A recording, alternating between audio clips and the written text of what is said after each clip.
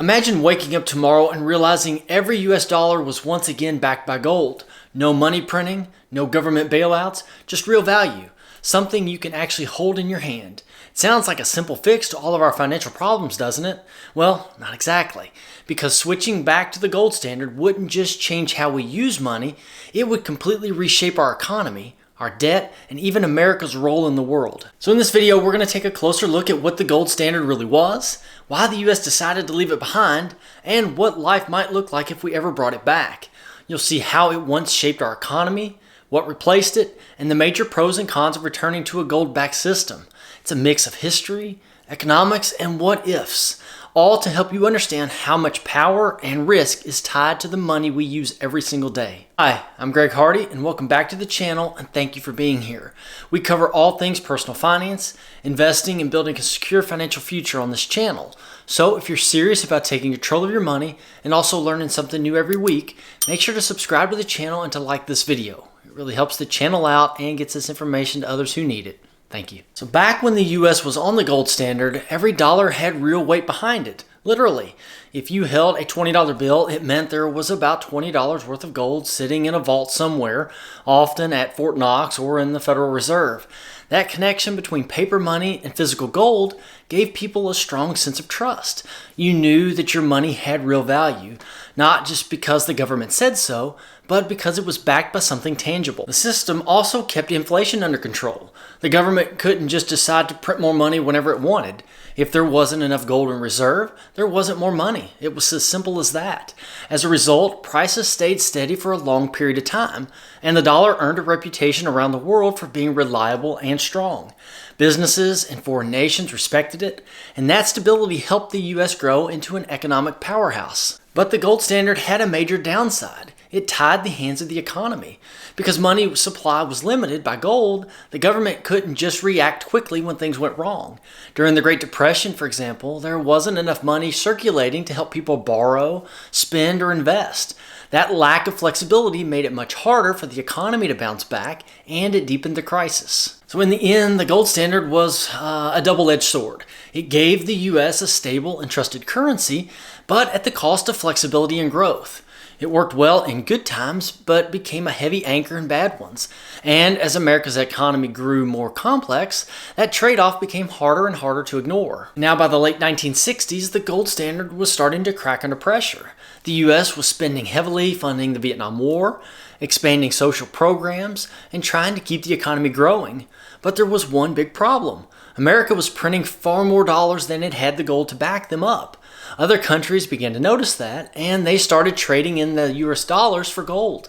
The more they did, the faster America's gold reserves began to shrink. Then in 1971, President Richard Nixon made a decision that changed the financial world forever. I have directed Secretary Connally to suspend temporarily the convertibility of the dollar into gold or other reserve assets, except in amounts and conditions determined to be in the interest of monetary stability and in the best interest of the United States.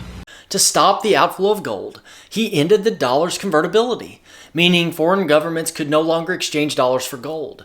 This move effectively closed the gold window and brought an end to the Bretton Woods system, the international agreement that had tied global currencies to the US dollar and the dollar to gold. Overnight, the dollar went from being backed by something tangible to being backed purely by confidence in the US government. At first, many people believed it was only a temporary fix, a way to stabilize the system until things cooled down a bit. But that temporary move turned out to be permanent.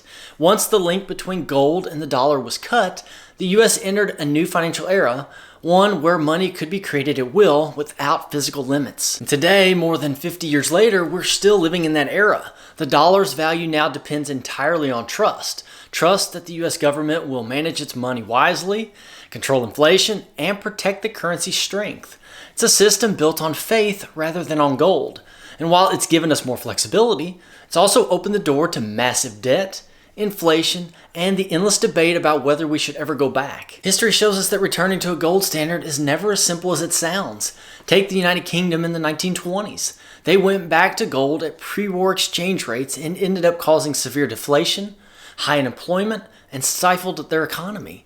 These examples remind us that tying a modern, complex economy to a finite resource can create stability in theory, but but in practice it can also create rigidity, suffering, and unexpected consequences that last for years. After the U.S. left the gold standard, the economy entered a completely new phase, one defined by rapid growth, expanding credit, and rising government spending.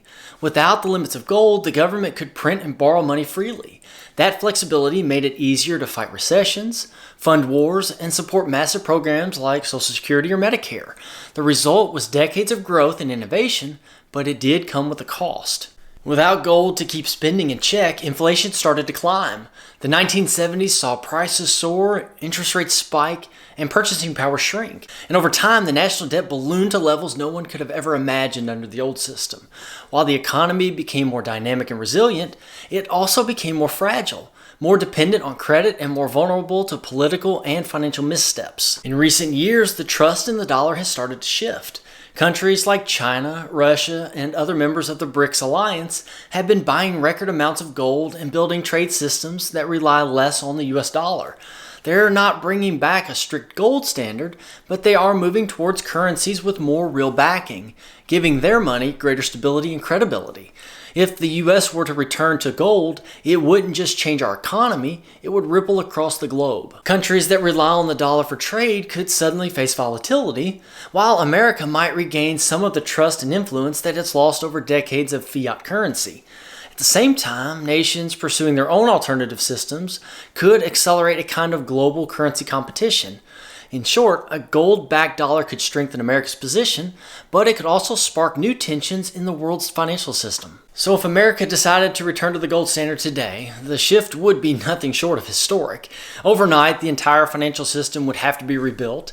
Every dollar would need to be backed by a fixed amount of gold, which means that the government could only issue as much money as it physically held in reserve. That kind of move would instantly change how money flows through our economy, and the ripple effects would be massive. The first major impact would be on the dollar's value. Because gold is limited, tying the dollar to it would cause the currency's value to skyrocket. At first, that might sound like a great thing. A stronger dollar means your savings would buy more and inflation would fall fast. But on the flip side is that American-made goods would become far more expensive overseas, exports would drop, manufacturing would slow down, and jobs tied to the global trade would take a major hit. But at the same time, the government would lose its biggest financial tool, the ability to print and borrow freely. And with the national debt sitting at around $38 trillion, that's a serious problem. Under a gold-backed system, the government couldn't just issue new money to pay bills or stimulate the economy. Interest rates would likely surge as the government tried to attract buyers for its debt, and that would push borrowing costs higher for everybody, from small businesses to homeowners. The result would feel like an economic reset. Spending cuts would likely hit public programs hard. Everything from infrastructure to healthcare to Social Security could face major reductions. Businesses would scale back, unemployment could rise, and growth would slow sharply in the short term. The U.S. economy, which has been built for decades on credit and liquidity, would suddenly be forced to operate on a scarcity and restraint system. A return to the gold standard wouldn't just shake up Wall Street or Washington, it would hit everyday Americans hard. Mortgages and loans would become more expensive, credit would tighten, and people might struggle to borrow for homes, cars, or education. Prices could actually fall in some areas, which sounds good at first, but deflation makes debts harder to pay and businesses more cautious about hiring. Now, on the flip side, savings accounts and retirement funds would finally hold their value over time, so your dollars wouldn't quietly lose purchasing power like they do today. But there would be upsides too. Inflation, which is one of the biggest fears in today's economy, would drop dramatically. The dollar would regain tremendous global trust, and long-term savers would benefit as their money held its value over time. It would bring a sense of discipline and predictability that many people believe has been missing since we left gold behind. But still, that stability would come at a heavy cost. Going back to the gold standard would fix the value of money, but break the flexibility of the economy. It would protect savings but punish growth. And while it might sound like a return to real money, it would mean years of painful adjustment. In many ways, it's a trade-off between financial certainty and economic freedom, and once made, it would be nearly impossible to reverse. Money is a funny thing. We all use it every day, but few of us stop to think about what really gives it its value. The gold standard reminds us that money isn't just numbers on a screen, it's trust, stability, and the backbone of our economy. But that stability comes with limits. Tying our financial system to a fixed resource like gold can make the dollar strong, but it also makes the economy rigid. Flexibility has been the U.S.'s superpower since leaving gold behind, even if it comes with its own set of risks. The world is quietly experimenting with ways to restore trust in money. Countries are exploring gold, alternative currencies, and digital assets to give their money real backing. That shows us one thing. Confidence, not just in gold or paper, drives economies. A return to the gold standard would be more than a policy change. It would be a statement about how America wants its money to be valued both at home and abroad. It could strengthen trust and discipline, but it would also require tough trade-offs, sacrifices, and years of adjustments. So what do you guys think? Would you want to see America go back to a gold-backed dollar? Or is the flexibility of fiat currency worth the risk we've taken? Now, if y'all found this video eye-opening, please don't keep it to yourself. Share it with someone who you think needs to hear it. And if you want more practical, no-nonsense advice on building wealth and securing your financial future, then check out this video here. And also, please make sure to subscribe. Thank you for watching, and I'll see you in the next one.